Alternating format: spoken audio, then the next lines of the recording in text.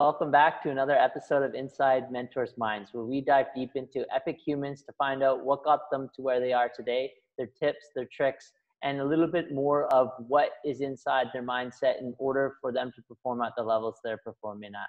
Today, we have a special guest on. Kyle, welcome to the show, brother. Thank you for having me, Matt. I'm looking forward to having a really fruitful discussion with you. Appreciate it. So for anyone that's coming across you for the first time, for the listeners or viewers, you want to give a little bit of a foundation of who Kyle is and the work you do? Okay, so Kyle is a guy who I consider myself like always been the underdog. Okay, so I grew up in really adverse conditions, obviously subjective in a sense, but I grew up in or on the Cape Flats. And for any of the listeners who are familiar with the Cape Flats, it's one of the most notorious cities in the world with the highest murder rate. So that is just to paint a little picture of where I grew up. So the fact that finishing school was an achievement for me. Then going off to university was an achievement. So it's like I've always been one of the first out of my peers to even go ahead and do something like that. So that was always something where I always just drive. I was always driven to achieve a little bit more, a little bit more. And that set the basis for me because I didn't want to see myself falling victim to the lifestyle of the people who I was surrounded with. I saw many of my peers falling victim to crime, substance abuse, and just, you know what, having no hope for tomorrow. And that's not something what I wanted. I grew up in a difficult situation, but I had awesome parents who tried their best to give me and my sister everything that they could. And because they always sowed that seed that anything is possible, you just need to do the work. I made it my duty to rise to the best of my ability, to become the best that I could. So it's been an amazing journey, amazing ride. Many times, lots of falls, lots of lessons, but the cornerstone of everything is a relentless pursuit of excellence. Always trying to find what is it going to take for me to rise up, to go to the next level, to learn.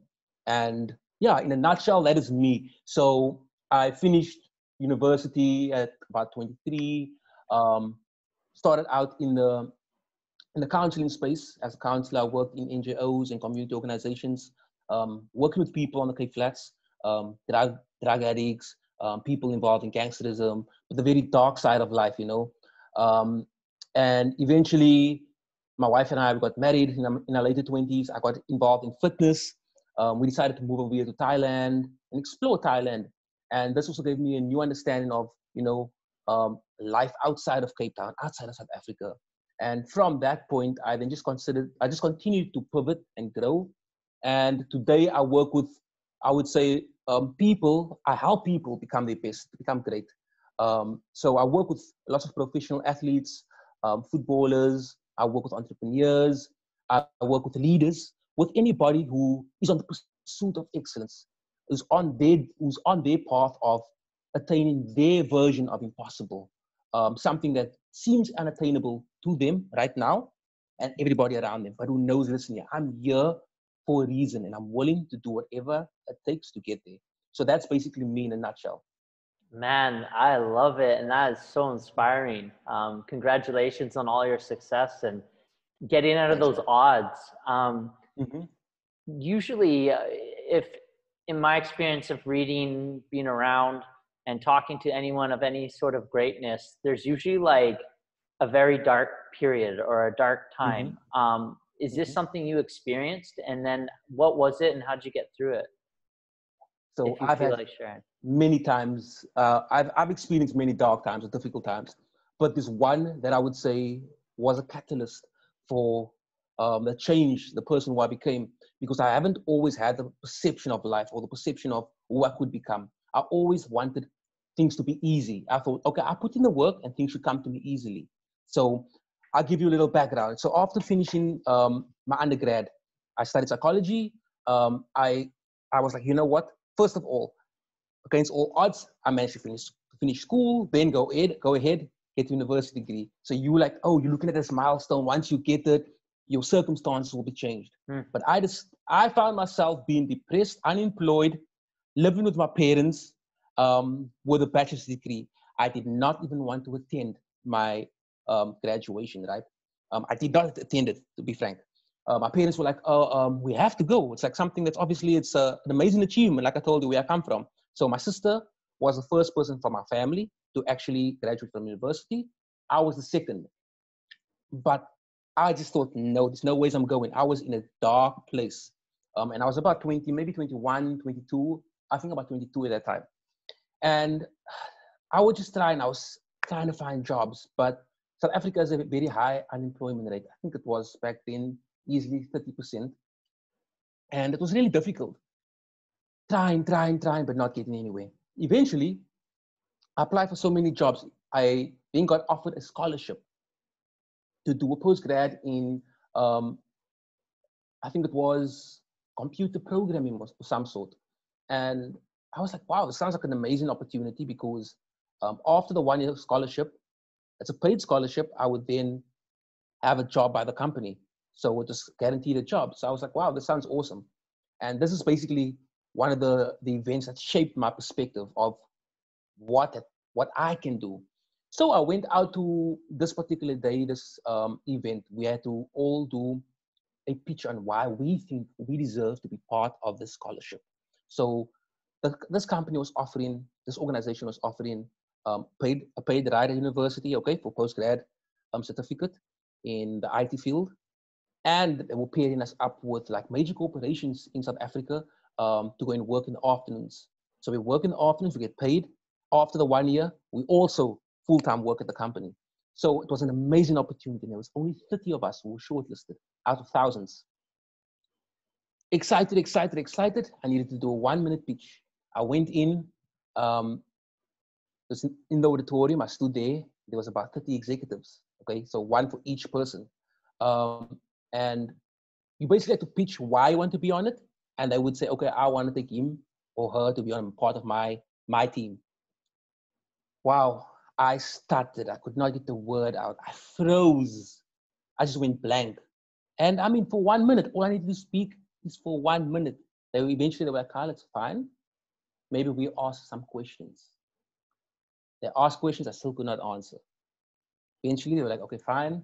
I spoke to the organizers. They were like, unfortunately, out of the 30 people, there were only 3 people who did not make it on board, were not awarded the scholarship, solely because they could not present themselves or pitch themselves for why they deserve to be part of this, okay? We were already pre-accepted. And it was just about us standing there and saying, okay, I want to for this reason. So you can imagine, I was really in a dark place. Now I'm like, this perfect opportunity and everything. Yeah, so just another knock. And that particular day, I remember I was driving home and I was going to my sister's place, and I was just like, wow, life, feeling so sorry for myself. And I went over to my sister's place, and I arrived there.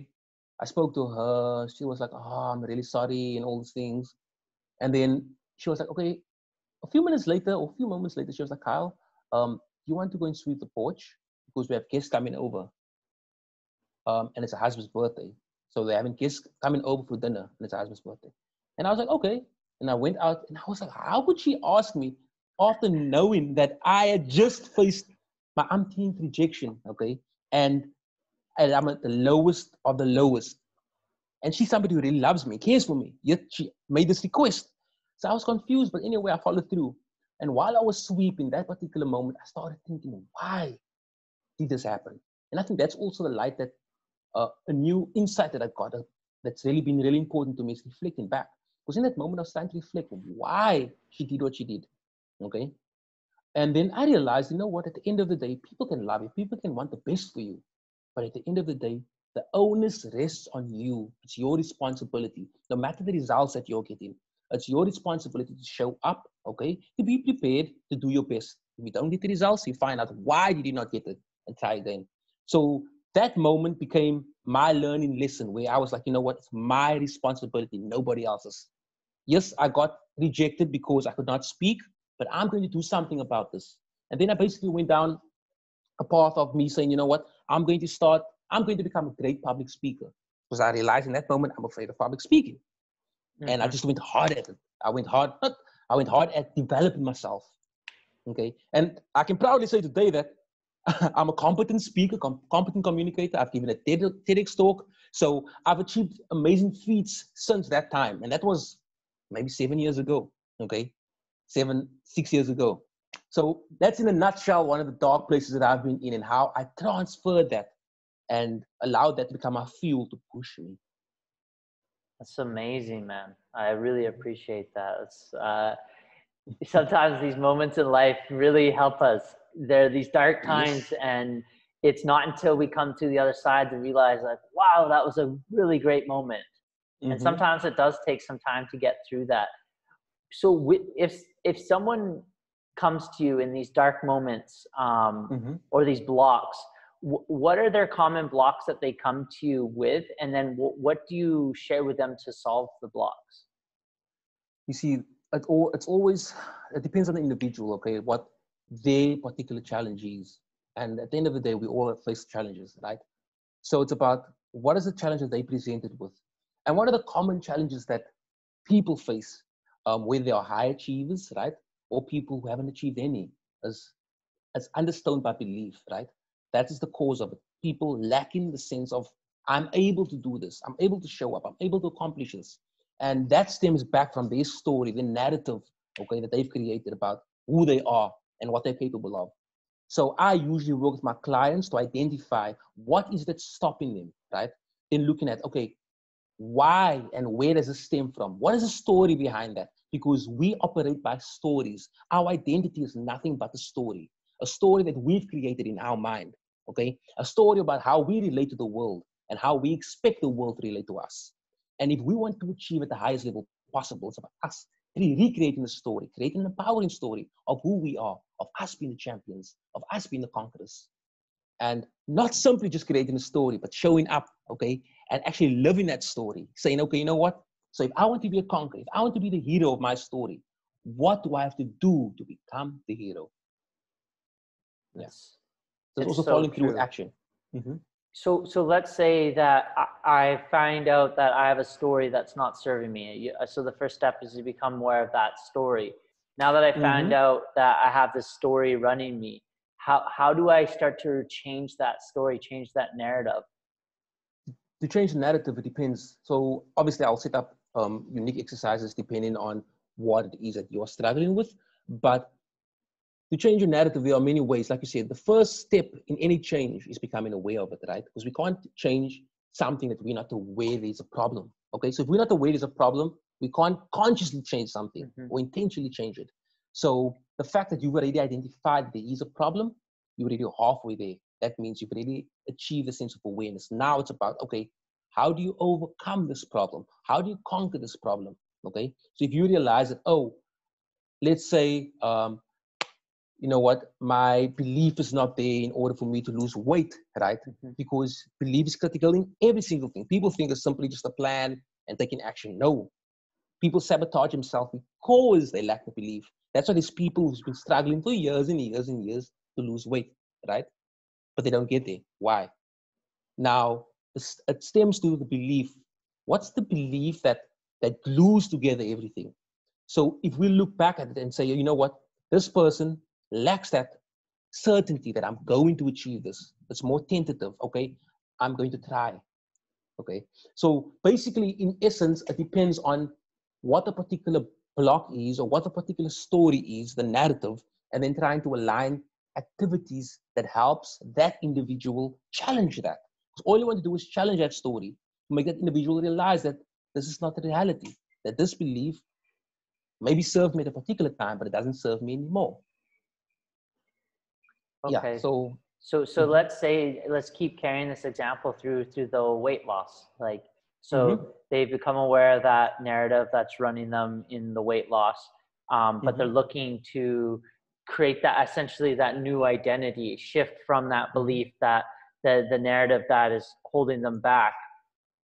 What are some things that someone can do now to take those actions to become that new narrative? Okay, so the only way you can actually create a new narrative, so a true narrative, eh? We're not being delusional yet. Because some people, they use affirmations, for example, like, Mm-hmm. oh, I'm strong, I conquer. But when it comes time to show up, they don't. Okay, so it's about our affirmations. Okay, it becomes a blueprint for our action. Okay, so it goes hand in hand. Our narrative, right, the story we're telling ourselves, is backed up by our daily action. Ah, So it's not only the one part, okay? Because some people think that, we have the secret, I think it came out in 2008, 2009, or 2007. Very popular. Many people believe in this, right? And it's really amazing because visualization is important, okay? Manifesting is important. The words we say is important. But people forget an important element to that. It's the action that we take, okay? We don't just sit around and say, oh, I want $1 million in my account. Oh, I want the perfect husband or the perfect wife. No, we say that and we go follow through. What do I have to do to go make that money? What do I have to do to find the perfect partner? What do I have to do to find the perfect body or get the perfect body? So action is important. So when the individual is trying to lose the weight, you can say, okay, you know what? The belief lacked, okay? So how do we start building the belief? We start building the belief through the action that individual takes, showing that individual, challenging that individual, like through the exercises, because maybe they just need something that's more intense, an intense form of training, and showing them that they're capable of doing this, okay? And that through this, over a period of time, they'll be able to achieve their dream body. So we're just consistently showing and showing and showing up. That's it. We need to show up for our story. We can't simply just say or write a new story, right? It's two elements, very important that we don't miss that. so this is interesting. You mentioned the secret. This is something that I think is done really well for people. Like it's really helping people's mind. But I also, at the same time, think it's, from my observation, has harmed people in the same way. From this part that you're talking about here, like the action to support instead of just sitting there. What Exactly. other elements do you think the secret is missing that people just read the book and think that they can just kind of be passive in their life to get the results? Is there any other components that come to mind? I can't remember. I read that book years ago, but I know that one thing that I've discovered over the years is that action is what you need to take to achieve anything, right? You can't grow a tree without taking action. We can't get to a place without taking action. We can't even get out of bed if you don't take the step to get out of bed, right? So you can lay there, oh, I'm out of bed, oh, I'm at the beach. No, you need to get out of bed and get yourself to the beach. Action. So there is the manifesting part where you can say, you know what, I have the vision board, and all these things are true, right? Because we need to understand that whether you have a vision board, it's something that's in your eyes, in your face all the time. So it's reminding you of what you want, okay? So that's important. Visualizing teaches your brain the importance of the thing that you want, okay? And how it basically links to what you want. And it helps you identify ways of getting what you want. Then the action part is the part of you taking action to get it. So like I said, the secret is not a lie. Just that people stop short. They omit a really important element to that. Okay, we don't just manifest. Okay, manifest. Take action to manifest what you want out of life. And so, in terms of manifestation, how much do you use manifestation in your work and for your clients? It depends once again on the individual client. So my sessions are all customized based on the individual. So I don't try to insert my beliefs on my client, because some of them are maybe more faith-based. Some of them need to tap into the darkness, because we know that, like you mentioned earlier, all high achievers have a story, right? And usually a dark story that pushed them. So sometimes we need to tap into that darkness as well.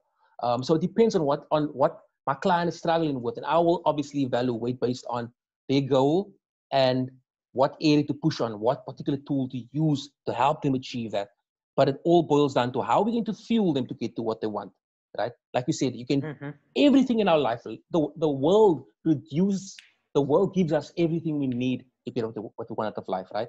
It's about us opening our eyes. It's about us saying, how do I change this to the fuel that I need? Okay, whether it's darkness, whether it's pain, that's everything you need, right? So it's always saying, you know what? Yes, I might not be getting the hand I want, but how can I become a master at winning with a hand that I'm dealt? And I think you're a representation of that, where you've come out of. I mean, Exactly. I'm sure you're one in a very small few percentage that are doing what you're doing. Exactly. Why do you think that is? Like, let's go a little bit deeper beyond your parents. Like, what do you think within you created that change? So I will tell you, first of all, like I said, I've always been extremely compassionate, like growing up. Seeing others not have, okay? First of all, I never always had, but yet my parents were able to give us sometimes. So whether it was a pair of shoes that I really wanted, the new shoes, sometimes I couldn't get it, sometimes I got it. But yet there were people who were worse off than us, right? So I've always been very compassionate. And I remember my mom telling me the story that one day I was probably like 5 or 6 years old. I was playing outside, and then this boy and his mother came, and they were like coming to ask for food in our neighborhood. And I was outside playing, and I went home, I brought him to my house, and I said, Mommy, can I please give this boy my shoes? And I took off the shoes that I had, and I gave it to the boy because he never had shoes on. And she told me the story. And that is just to show you that I've always had a heart of serving, of giving other people, right? But obviously, I believe that, it's important for us to step into the state that we need to be in order to get what we want. So I have a heart of giving. I just want to serve. I love, right? But I also know that I'm not oblivious to the fact that people will use you if you're only like that. So I always ask myself, how do I have to show up? Do I have to show up as a champion right here, right? And dominate, because I can't go into that state, but I can also step into the state where I'm just love. I just want to love. I just want everybody to grow, to win, okay? So it's about knowing that, like I said, I think that my entire upbringing has shaped me to become very compassionate, to have lots of love for other people. And I don't know if it comes from my genetics or where, but that's always my heart that I've had. I've always had a heart of serving. But like I said, my own challenges then shaped me, where I always reflected back on how I could overcome this. And I've had many challenges, whether it was me even losing weight, right? I was like 25 kilograms heavier. That's just when I came out of the whole depression stint after graduating university. I was about 20, 23, 24. And that's basically where everything started to change. 24, 25. I'm turning 32 now. So that is when things started to change for me, where I went back to university. I did my postgrad in psychology. I started my own cleaning business. I just started saying, you know what, I'm no longer waiting for people to give me opportunities. I'm going out and creating opportunities. Opportunities for my body, opportunities for my mind. And I immerse myself in the principles, the lessons of life. Okay. I just started reading and falling in love with reading. So I wouldn't say there's one specific thing that crafted the individual you see in front of you, but I would say, you know what, it's accumulation of things, accumulation of falls, accumulation of having a low self-esteem, of being bullied, accumulation of having to stand up for myself, of having to craft the person you see in front of you, accumulation of putting my head down in the books, trying to see what are the lessons of other people who've been through this, okay? So like I said, it's been accumulation. It's just been a ride of me always trying to learn and gain. And that's basically it. Man, there's so many things in there that you said are really interesting. Harnessing your darkness to fuel you, standing up for yourself because you're a compassionate person and having to be mindful of that, and looking into the principles that have gotten you, and like reading other people's principles. When you say harnessing your darkness, how can someone harness their darkness while still in it? While still in it, right? So the thing is that if you're still in your darkness, it's very important. Like if you're going through a really difficult time right now, it's very important for you to just, try to get out of a difficult time, because we know that when people are in a depressed state or like overly stressed, it's really hard for them to think about anything about the better tomorrow, right? So it's just important for them to take action in this moment. And sometimes it's okay to just be, instead of focusing on becoming. And that's also an important distinction that we should make, especially as high achievers, where we're always trying to become, like always chasing the next win. Sometimes it's okay to say, you know what, right now, this season requires me to just be, for me to be mindful, for me to be present, for me to be listening to what's happening around me, to learn, to gain, and then get ready, rejuvenated, renewed, and then you can go on again and become. So I think it's very important for people to distinguish where they are right now, realizing that it's only seasonal. Everything in life is seasonal, okay? but it's important for us to say, what am I doing during the season? Because what you do during the season will determine the outcome that you get. Okay, it will determine the results that you get. And many of us, when we are going through a season, a tough season, we put our heads down. Okay, we feel sorry for ourselves. We become the victim, and we keep that victim's mentality, and we carry it through even when we go into our next season. Instead of saying, you know what, I know that this difficult time is going to pass. Okay, difficulties happen to everyone, no matter who they are, no matter if they have they come from a silver spoon background, no matter if they had no money, no matter what it is. Okay, everybody faces difficulties and challenges. It's part of the human experience. So it's saying, you know what, I know that part of my experience is that I'm going to feel pain. I'm going to experience pain. Okay, but how do I not succumb to the pain? How do I not let the pain define me? How do I instead use the pain, okay, transmute the pain and turn the pain into my fuel to actually fuel me to become who I know I can become, or who I'm destined to become? Because there are so many people living life way below their potential, simply because they are scared, right? They need that fuel. They need to tap into that fuel. So if they're going through a dark time right now, first of all, it's okay not to have all the answers. It's okay to feel sorry for yourself, okay? But just tell yourself, what is one step that you can take today to move forward, okay? Also acknowledging that this experience is not unique to you, okay? Everybody across the board experiences that. Then once again, understanding that it is seasonal, it will pass, okay? And keep looking out for the moment that's going to pass. Hold your head up and say, you know what can I do today to move me forward? That's it. One step forward, one step forward. That's it. Once you're able to see the light, then you're able to say, okay, now maybe I need a new plan or strategy to actually grow in the new season. But first, sometimes you have to be, depends on what season you're in. Okay. I love that. I love that. That's such a good idea. Thinking about it in seasons. I had just achieved a certain level of a fitness goal that I've been working towards, and it required me to use like my yang energy. But since reaching the goal, I felt like, whoa, I need to now be in yin. So I need to be a little different body movements in my body right now. And I love that you're talking about how you show up in the season. That's such a great way to look at it. So then, okay, how do we, and how, or what's your process? Say within you building your businesses.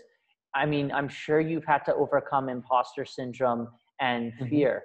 So say I'm in like a dark season, I see the light and I'm like, okay, that's the direction. But then the next little thing comes in is fear.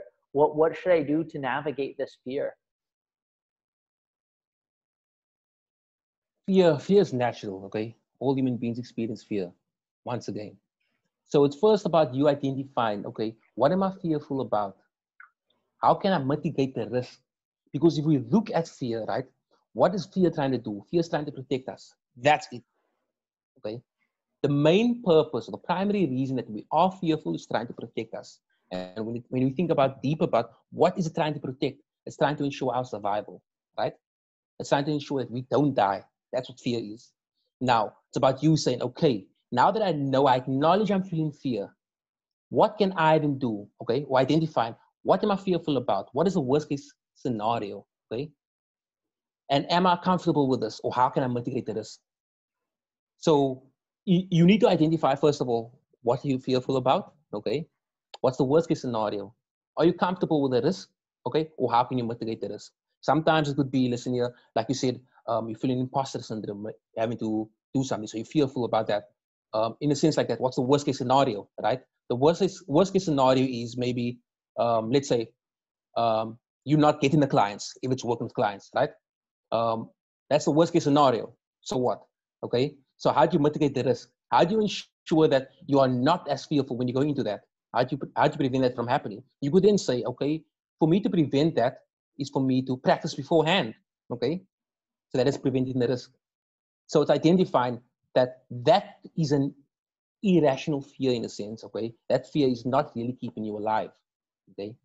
So there are fears that are trying to keep you alive. Some fears are trying to keep your ego alive. And it's important for us to also make the distinction there. the ego, our identity. Many times people are afraid to start a business simply because of the rejection they might face, right? That is a, that is the death of your ego, or the potential death of your ego. Oh, I want to be perceived as somebody who always gets things right, right? So now I'm afraid of falling. I'm afraid of failing. No, it's okay. So if you can say, okay, what's the worst case scenario? Let's say I'm not losing all my money. Okay, I'm not investing, putting my house on the line, but just a small time investment, or a small financial investment that I'm making. And if I lose it, I'll still be okay, right? So now you can say, okay, so let's go. Because you can then say, oh, it's simply my ego, the death of the ego, okay? Or the potential death of your ego.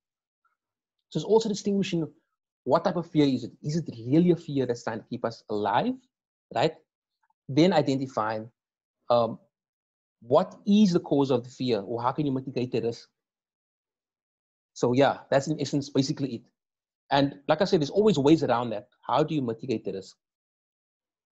I love how you say mitigate risk, because reward and risk are on the same plane, right? You can't get this Exactly. reward without taking this risk, but you can mitigate the Exactly. risk and like put the risk in these bite-sized chunks and break it down. What would, can you give us an example of a fear that you overcame, like one of the bigger fears that you've overcome, and then you've mitigated the risk to allow you to overcome it? I would say one of the biggest fears that I had to overcome, I mean, there's plenty of fears, okay, right? You know that we are all conditioned. We are conditioned, and that the conditioning of our past experiences, our past faults, our past fails, that all shapes us, right? It all shapes our view of ourselves, but our view of the world as well. And that becomes like layers. We become like a layered onion where we need to peel it all away. So I've always been trying to peel away my fears right now. Now that I know that even I'm not going to die because of this, how can I overcome this, right? So like I told you, the fear of public speaking, I knew that in my future, I wanted to, because if you're looking back, like I said, about 6 years ago, 7 years ago, when this happened, I knew that someday I want to be able to speak to people, right? I didn't know that I want to become a motivational speaker in the sense, or speak on stages, but I knew that I needed to be a competent speaker. So I decided that I wanted to start speaking better. Now, in terms of that, so let's look fast forward 5 years later when I actually did a TEDx talk. That was the first real talk that I've done since then, right? Since my failed attempt at the scholarship opportunity. So how I mitigated that risk is simply practicing, right? I practiced, and I had to face a lot of blocks beforehand, because I promise you, there were times where, I think it was a month before, where I was like, okay, I'm doing this. Now I took about, out of the entire month, I took about almost 3 weeks to write up my talk. Because I would write up something, no, this is not good enough. Write up something, no, this is not good enough, right? Because obviously that shows that I was seeking the perfection in a sense, because I was afraid, right? And many of us are like that, where this business plan is not perfect. No, next one, no, it's not perfect. Until I was like, okay, now I'm under time pressure, because I need to get this done, because I need to be able to practice the speech beforehand. And I think it was last week, all I did was practice. And like I said, that was the first time I actually went onto a stage and spoke. But I could feel, like I said, before that, the weeks leading up to that, there was actually a moment where I actually experienced anxiety, right? An anxiety attack. And I don't get that. I can't recall a time where I've ever had an anxiety attack. Maybe the last I could probably be when I was depressed in my early 20s. So I was practicing for the speech and trying to get everything perfect. And then I was looking at the speaker lineup, and I was like, oh my word, these people, like I started, the imposter syndrome. Oh my word, steps in. These people are so more well known. They are all like these really good speakers and all these things. And I just got overshadowed by doubt and anxiety. And immediately my heart rate started pumping. And I was like, I slowed down, I breathed, and I remind myself, I took myself out of my own shoes and reminded myself that it's okay, right? I know what I'm experiencing right now. Just breathe, let it go. And obviously it didn't last long. It lasted a couple of seconds. But that was just an indication of, the barriers I had to face trying to overcome this fear. And I knew I was ready. But sometimes the mind plays tricks on us. So that is one of the fears that I had to overcome as well, that I would say one of the biggest fears. But on the day when I went out, I was ready. I was ready for battle. I was ready for battle. And how did it go? How It did went you well. do? It went well. Obviously, looking back today, I can see there are areas where I could have done even better. But for that time, it was excellent, right? Today, I would be even better, but that was for that time. What would you do differently now? When I do have an opportunity, I would be a better storyteller. I would try to tell stories more, right? Because the audience connects with stories. So that's very important. So that's what I've learned since then. Whereas I was just, I was just telling them like basically information and things. Whereas I would try to connect more with the audience first through story. So that's what I would do differently this time around. I mean, even my story, the fact I would even brought up my story that I was afraid of public speaking, but me standing there is an indication of what you can do. You understand? I think you would have really connected to the audience with that. I feel connected to you from that, because you're talking me through the experience. I can just imagine what is happening, because I mean that's one of our human fears. Basic fear is public speaking. Yes. It's a common fear from Exactly. a lot of us. So at some point too, I plan to go on stage as well. So it's always good to have ideas and things. What advice could you give me to having my first speech on stage? I would definitely say like connecting with the audience, right? Very important, storytelling. So like storytelling is a way that you connect with people, because that's how we connect with, that's why stories are so important in our lives. And even our narrative is a story, right? Everything's a story. So just trying to craft a story that really connects with the individual, connects with the people in there. And I think that's one of the most important things that I would definitely say when you are speaking from stage. But also, great way to practice is attend the Toastmasters. Did you do that? Did you practice that? I did. I went to some events. I probably went to like 4 Toastmasters meetings. Yeah. But that's what I said. I haven't really put a lot of practice into my public speaking per se, like directly, but I've put a lot of practice into me as an individual. Knowing that, because obviously now that, I mean, my background is understanding the individual, right? Understanding the mind, understanding the person, understanding fears. So I could then look at myself and see like where my fear of public speaking stemmed from. It stemmed from the fact that I saw myself as being inferior. And that's why I wasn't able to speak in front of all those executives, right? I saw myself as being less than they were, understand? I had a low self-esteem. I was overweight, all those things, right? So that was the reason I could not really speak. I felt like my English was broken. Yeah, it might have not been perfect, but nobody's perfect. So embracing imperfections is another thing that I would also say. So yeah, so those are key takeaways that I use. So I didn't specifically work on my speaking, but I specifically worked on my mind. So now that you and I are both into the mindset world, what do you think, let's say someone, I know this is again case by case, but just bringing in a generality so we can talk to hit a broader audience. What do you think are some basic things someone can do to start enhancing their mind or their mindset? So they say like, I'm a negative thinker, this and that. What can they do? Yeah. So first of all, if you're a negative thinker, it's very important for you to then start reconfiguring your mind, okay? And the way you can do that, first of all, gratitude helps with that, right? And gratitude is very essential because it takes us out of our own, okay? Because we are always living life through our own eyes, okay? Through our own experience. And ultimately, no matter how great we think we are, okay? No matter if we think the world revolves around us, it doesn't, right? We'll fall dead tomorrow, and a week later, everybody forgotten about us. Life would have gone on. So we need to realize that, life is, no matter, I saw this quote not too long ago, even the longest life is only a short ride, right? It's a short ride. So we need to acknowledge that we get an opportunity to be on this planet, right? We need to acknowledge that we have food.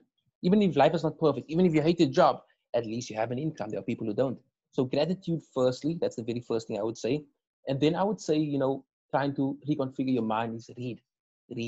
Okay. It's also important what you're filling your mind with, whether it's reading, whether it's podcasts like this. Okay. So it's trying to say, how can I gain more insight from people who are inspirational, who are different? Because if I'm only going to consume the things that I am consuming, whether it is the negative news, listening to your friends, and I mean, like I told you, it's easy for people to fall victim like that. You understand? If everybody around us is negative, it's easy. Mm-hmm. I complain because just work again, or this is that. Everybody want to see who's the best complainer. Okay, so try to remove yourself from that and try to say, you know what? Does this serve me? This one question I always use with my clients is, does this serve me? And Mm-hmm. what I mean by that is, how does this serve me to become what I want? Okay. Or to become what I need to become, or achieve what I need to achieve. So we all have a vision. And if your vision is your North Star, you can always say, how does it serve me? If you are being around negative people, does it serve you? Or doesn't it serve you? If it doesn't serve you, you need to move away from it, right? So it's always saying, how can this? So it's about using everything once again to always move you towards what you want, your North Star. And so I think we've covered a lot of topics here, but then this just comes to my mind, and I'd love to know your take on it. What's your take on how your thoughts create your reality? So thoughts create your reality. If we look back at there's one core framework in psychology, right? I think it's behavioral theory that speaks about basically a thought, right? Our thoughts produce our emotion, which then produces our action, right? So it's thought, feeling, action. So if we think about it in this particular framework, if I wake up Monday morning and I'm like, it's work. Oh my word. Now I have to go again and see all these people and deal with this lousy boss. What happens? Those thoughts come to your mind. What happens? Now you're going to start having those feelings that's associated with those types of thoughts, right? You're going to start feeling, oh, I don't want to get out of bed. I wish it was still weekend. You get what I'm trying to say? What type of action are you going to take? You're not going to take an empowered action. You're not going to get out of bed and say, start dancing and being happy. No, you're going to get out of bed and drag your feet and I'm moody. That's basically, in essence, an example of how our thoughts create our reality. So we need to be aware of the things that we are thinking. We need to be aware of the things that we are saying, because all of it creates the framework for our action, our feeling and our action. So if you are always constantly thinking about how unfortunate life is, okay, or how you are victim to all these unfortunate realities and why life is unfair to you, if you're always thinking those types of thoughts, right, you're never going to take action. And that's why people always say, you know what, you need to step out of a victim's mindset. What does a victim's mindset mean? It means that our thoughts are predominantly about us being in an unfavorable position, right? About life treating us unfairly, about people treating us unfairly. So we're the victim. So if life is always treating you unfairly, it means that you are feeling that way. And if someone keeps doing something to you that you consider not fair, you're not going to take action to really challenge that person. Yes, you might just shout, why are you doing this? But you're not going to say, you know what? How can I actually stand up and rise above this? Okay? You're just going to be shouting, stop being unfair, stop being unfair, stop being unfair. And that's what we see around us in the world all the time. Stop it with this, everybody complaining, right? But if we look at it, that's why we say, you know what? Move away from the victim's mindset. Try to move into a growth approach, or try to move into, a victim's mindset, where you're going to say, you know what? I'm claiming victory over this, right?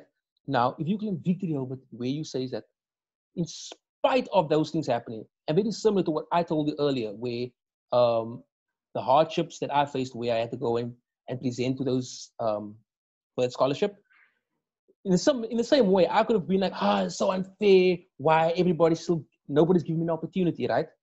But instead, I changed my mind about it. I saw it as, you know what, it's my responsibility. So if we can also take responsibility for our lives, for where we're at in life, even if it is not our fault, that then gives us power, right? Because it now provides us power. When you have responsibility, it means that you can take action to change something. But if you don't have the responsibility, you can't take no action to change it. It's not in your hands, okay? So that's why it's important for us to say, you know what, our thoughts should be around how am I responsible for this, or how can I take responsibility for this, even if it's not solely your responsibility. And then you can then have the feelings about how can I show up and change this? And then obviously your action just obviously align with that. I hope it Wow. explains the thought, Oh, it does, and that's action. why that's why I knew to ask you, because I had a feeling you'd have a good answer. That's Mhm. really good. Before we come to the end of our podcast here, Kyle, is there anything else on your heart that you'd like to share that we haven't talked about today? Nothing that I can think about this right now, but like, I just want people to be aware that, you know what, they can conquer whatever's in their way, okay? That it's our mind. Our mind is designed to keep us safe, okay? And our mind, like I said earlier, whether it is through fear, it produces, it's trying to keep us alive. That's the sole purpose of our mind. And when we are in a state of comfort, right, it's, it's perceived as us being safe. So that's why it's easy for us to be comfortable. It's easy for us to be safe. But to realize that, you know what, nothing's going to grow, okay, in your safe zone. You need to get out there. You need to keep challenging your old belief patterns. You need to keep challenging the old limits that you have, because you only have this one ride at life, this one chance at life. So it's important for you to rise up, for you to become all that you can and go after the life that you deserve, okay? Because there's so much out there for you. And there's so many people who's waiting for you, but you need to take it on your own shoulders and say, you know what, even though I don't know everything right now, even though I don't have everything sorted out, I'm going to take the first step in the direction of becoming my best. And I'm going to find all the resources to become my best. Because even if it takes a lifetime, it's my lifetime.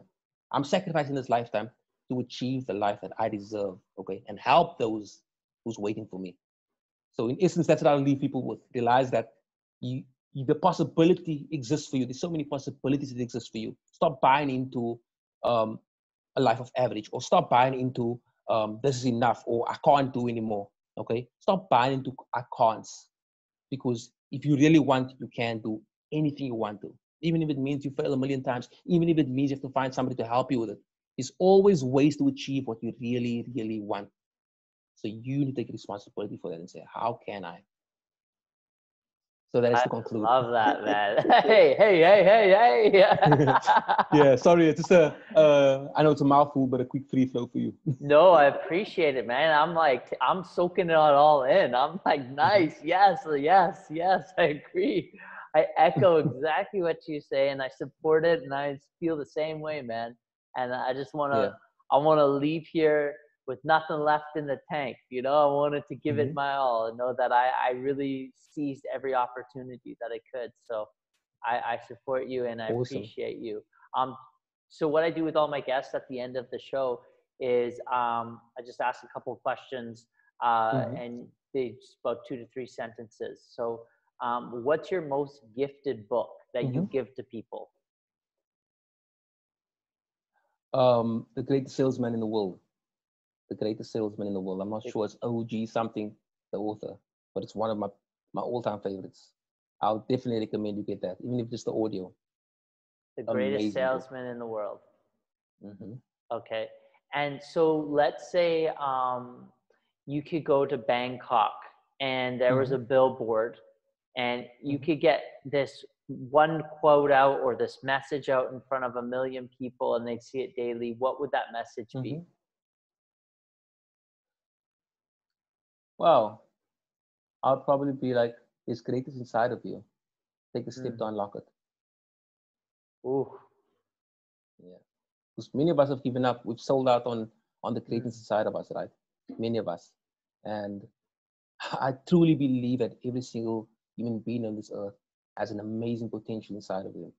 And I see it a lot because I can see into people's potential.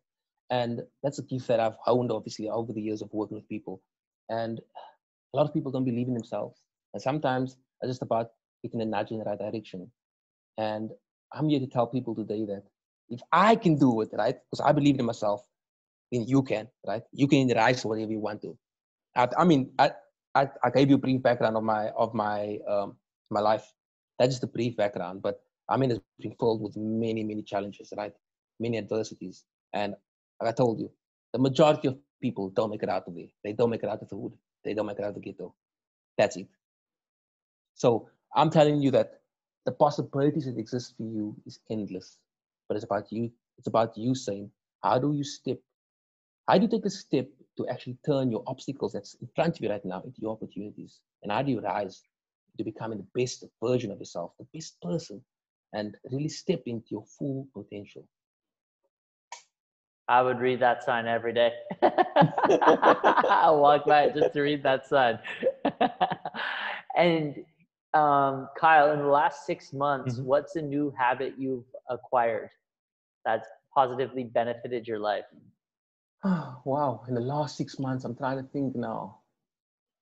In the last 6 months, I think, when I made a distinction about being and be, right?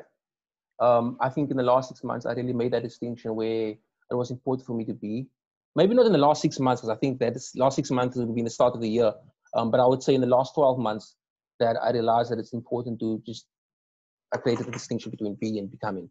Because like I said, high achievers, me especially as well, like you constantly fuel to achieve the next goal, right? Mm-hmm. And sometimes in life, like I tell you, depending on the season you're in, sometimes you just need to take a step back and you just need to be, right? You need to allow yourself to be, allow yourself to feel sorry for yourself, allow yourself to grow from the things that you learn or that you've been through. So I can't leave you with that without giving you a little brief background into why I say that. So my father passed away last year in August, right? So that has been an extremely challenging or difficult time for me, in essence. So that's the first time obviously I lost somebody really close to me. And I think that was one of the things that made me say that it's okay to just slow down. It's okay to acknowledge that you're in a different season of your life right now. And that season taught me lots of things. Like I say, every hardship brings with it the equal seed of opportunity, right? Mm-hmm. And going into that already, I could already say, I know what some of the gifts are that I'm getting from this. Even though I would trade them any day for my father, but I still know what some of the gifts are. And one of the gifts is the fact that I knew it's going to make me a more compassionate individual because I'm truly experiencing what it is to lose somebody to love, right? And it's truly allowing me to connect with death, to awaken to my mortality, right? Because that's one thing people go through life expecting never to die, right? Yes.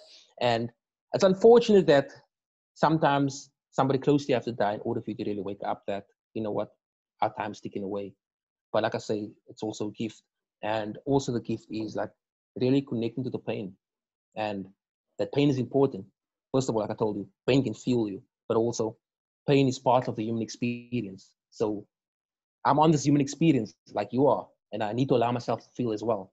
And it's through feeling and really going deep into it and really understanding it that I can get the lessons. And these lessons, they make me a stronger leader. It helps me to really serve people at a different level. And I mean, I've helped many people who've been struggling with their own challenges in terms of losing people. Since then, simply because I had this new perspective of losing someone you love, the pain associated with it, and how hard it is. Okay, so that I could only get because I went through it. So that is an example of why I spoke about becoming and being. And like I said, the last 12 months, that's something that I slowed down, right?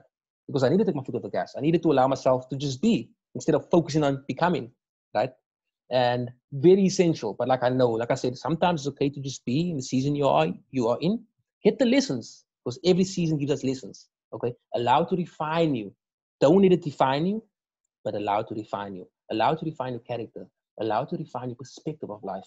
Okay, and then saying, okay, how can I move forward? How can I use this to fuel me?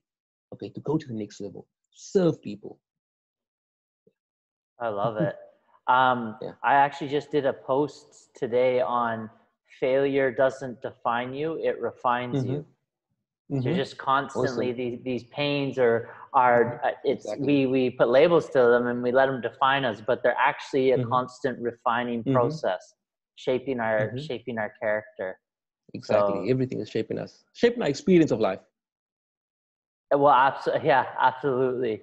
It's been well, Kyle, it's been an absolute pleasure. I feel like I don't need to watch my daily dose of YouTube motivation now today. It's been awesome, man. I can really feel your You're welcome. passion, and I'm You're sure welcome. all the powerful transformations you're facilitating for the world. So for anyone listening or watching this, how can they connect with you? They can connect with me on Instagram, right? I think it's at Coached Success. Yeah, I think that is my Instagram, or coached_success. I also have a podcast. So it's coachedsuccess.com/podcast. So that's the main ways, but they can also connect with me on, I have a YouTube channel and I have a Facebook group and page. So Coach Success on all platforms in essence. And that's Amazing. COACHED. Edie. Coached. Yeah. Success. Okay. Amazing. Well, Kyle, thanks so much. And for the listeners, this was another episode of Inside Mentors Minds. Take care, everyone. Perfect. Thanks, Matt.